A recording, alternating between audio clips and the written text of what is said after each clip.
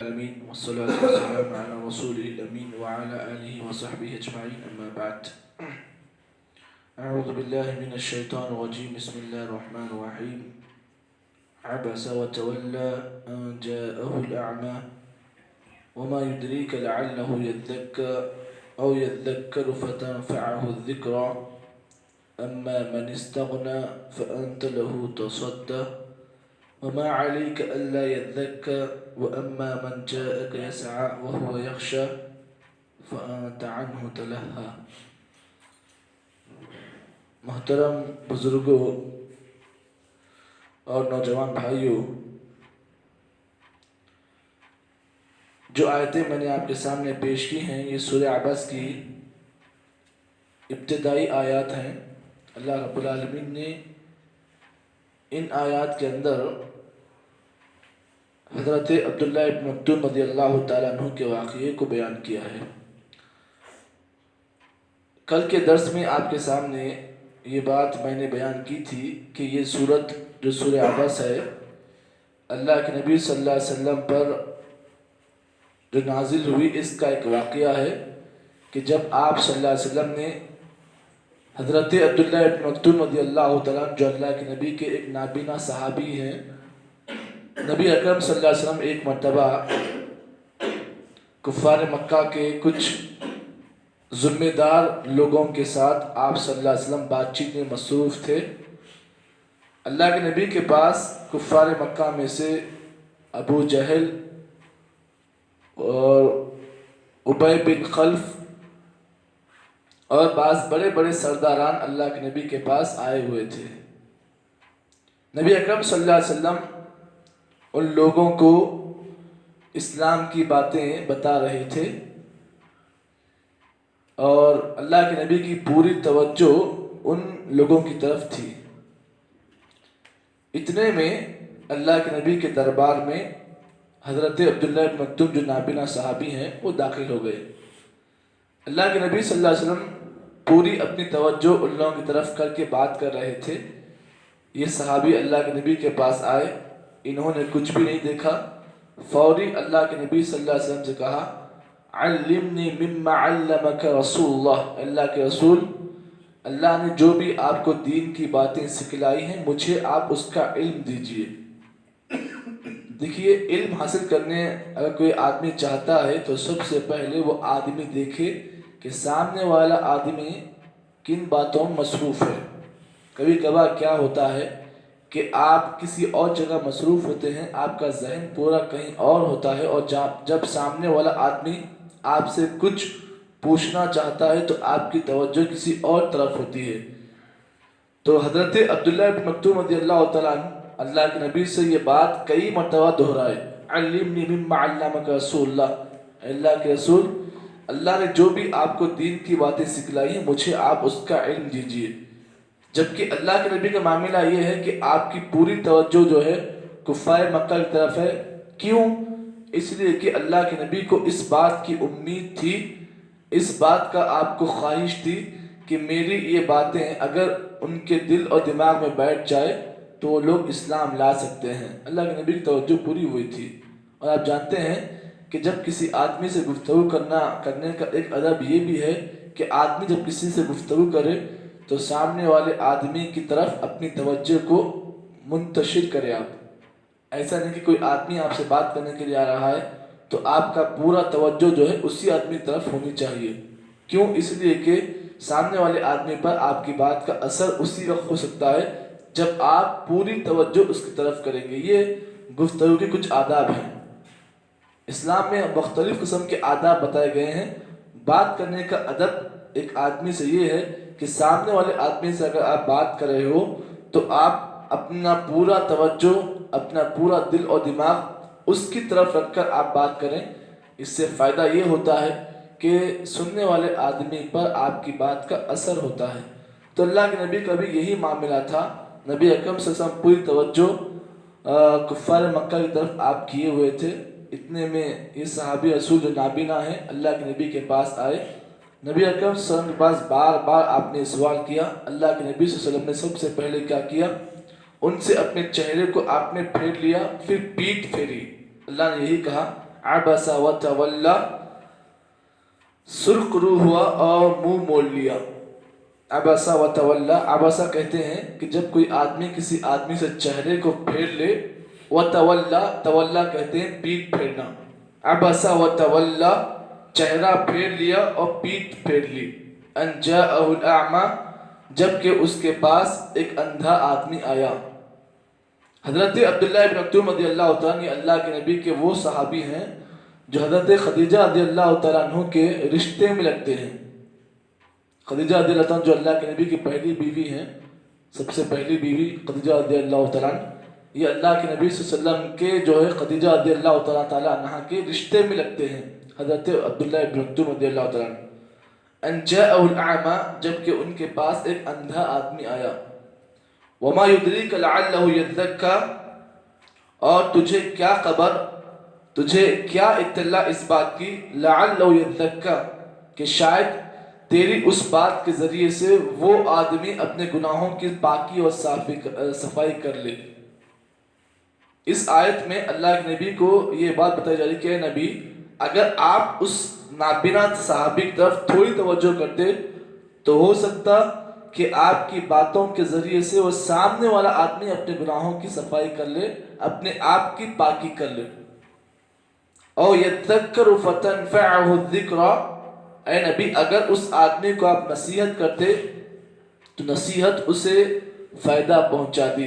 کیونکہ اللہ رب العالمین نے قرآن مجید کی آیت سورہ زاریات کی آیت میں اللہ نے کہا وَذَكِّرْ فَإِنَّ الذِّكْرَى تَنْفَعُ الْمُؤْمِنِينَ، اے نبی آپ نصیحت کریں، آپ بات کریں، سمجھائیں. فَإِنَّ الذِّكْرَى تَنْفَعُ الْمُؤْمِنِينَ، اگر کوئی ایمان والا ہے تو ایمان والے کو آپ کی نصیحت کی باتیں نفع دیتی ہیں.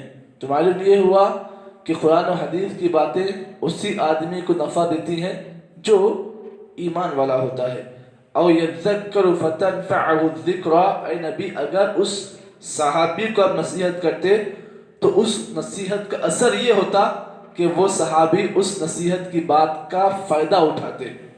اس کے بعد پانچویں آیت میں اللہ نے کہا اما من استغنى فانت له تصدى، اے نبی آپ کے پاس اس وقت جو لوگ تھے وہ بالکل بے نیاز تھے، انہیں اسلام سے دین سے کوئی مطلب نہیں تھا. اما من استغنى فانت له تصدى، آپ نے کیا کیا، اپنی پوری توجہ ان کی طرف آپ نے کر لیا.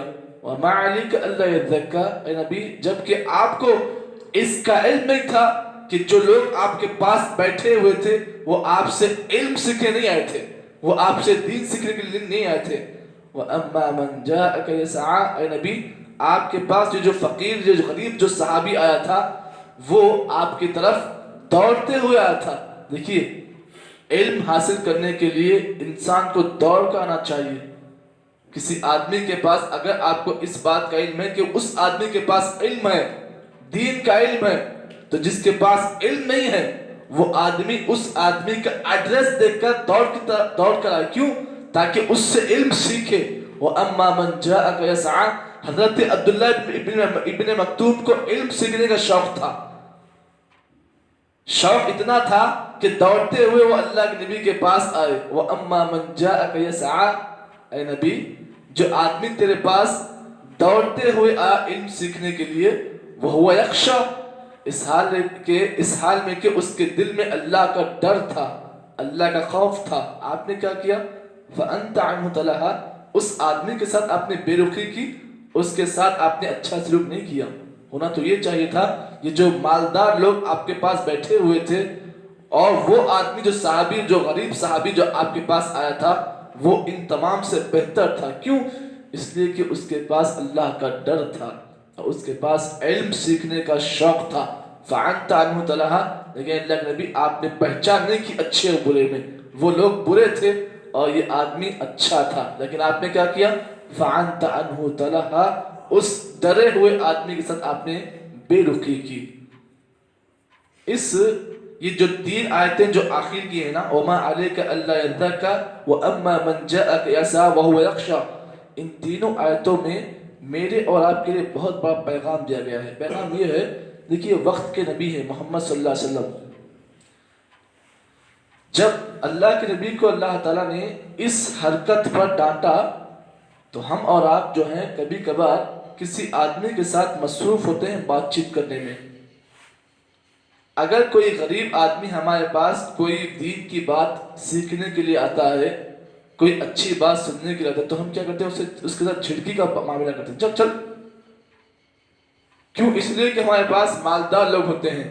ہم یہ سمجھتے ہیں، ہم یہ سوچتے ہیں کہ اگر ہم اس فقیر سے بات کریں گے تو یہ مالدار لوگ ہم سے دور ہو جائیں گے، یہ ہماری توجہ کو چھوڑ دیں گے.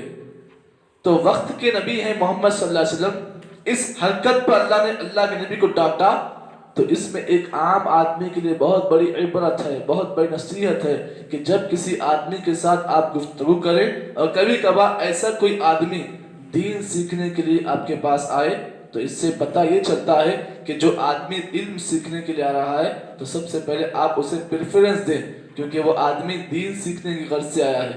اگر آپ کاروبار کی باتوں میں مصروف ہیں، کوئی بزنس مین آپ کے پاس آیا ہوا ہے، ایسے موقع پر کوئی آدمی علم دین سیکھنے کے لیے آپ کے پاس آئے تو آپ کا کام یہ ہونا چاہیے اس بزنس مین آدمی کو آپ روک دیں اور اس آدمی کو جو علم سیکھنے کے لیے آیا ہے آپ اس کی طرف توجہ دیں. کیوں؟ اس لیے کہ اللہ تعالیٰ نے اللہ کے نبی کو نہیں چھوڑا اس حرکت پر.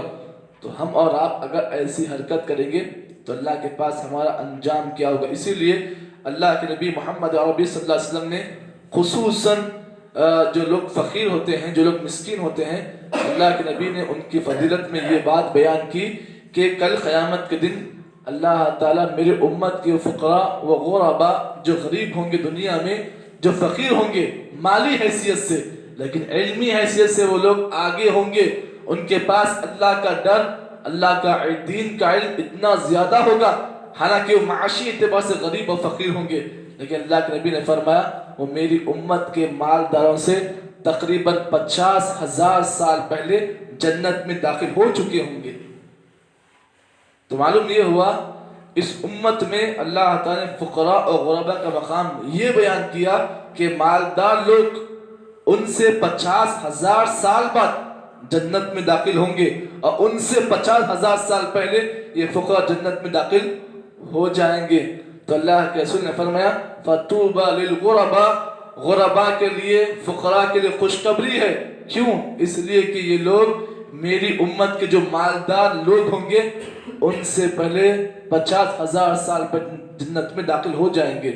تو اسی لیے اللہ کے نبی صلی اللہ علیہ وسلم کا یہ بھی معاملہ تھا کہ آپ جب کبھی ان آیتوں کے بعد حضرت عبداللہ ابن مکتوم اللہ کے نبی کے پاس آتے تو اللہ کے نبی صلی اللہ علیہ وسلم حضرت عبداللہ ابن مکتوم کا ایسا استقبال کرتے گویا کہ اپنے جسم پر جو چادر ہوتی اللہ کے نبی ان کے لیے بچھاتے. ایک فقیر صحابی ہیں، ایک غریب صحابی ہیں، لیکن اللہ تعالیٰ نے جب اللہ کے نبی کو اس حرکت پر ڈانٹا تو اس کا اثر اللہ کے نبی پر یہ ہوا کہ جب کبھی حضرت عبداللہ ابن مکتوم اللہ کے نبی کے دربار میں آتے کچھ پوچھنے کے لیے تو اللہ کے رسول صلی اللہ علیہ وسلم ان کا استقبال ایسے کرتے کہ اپنے جسم پر جو چادر ہوتی اس چادر کا جسم سے نکالتے اور اس عبداللہ ابن مکتوم کے لیے بچھاتے اور کہتے رحم اللہ، اے صحابہ یہ عبداللہ ابن مکتوم بہت ہی بڑا آدمی ہے. کیوں؟ اس لیے کہ اللہ تعالیٰ نے اس کی وجہ سے اپنے نبی کو ڈانٹا. اس کا مقام بہت بڑا ہے، اس کی عزت کرنا. تم اے میرے صحابہ یہ عبداللہ ابن مکتوم ایسا ویسا آدمی نہیں، یہ بہت بڑا آدمی ہے، کیونکہ اللہ نے اسی آدمی کی وجہ سے اپنے نبی کو نہیں چھوڑ نبی کو ڈانٹا. تو یہ تھا حضرت عبداللہ ابن مکتوم کا مقام.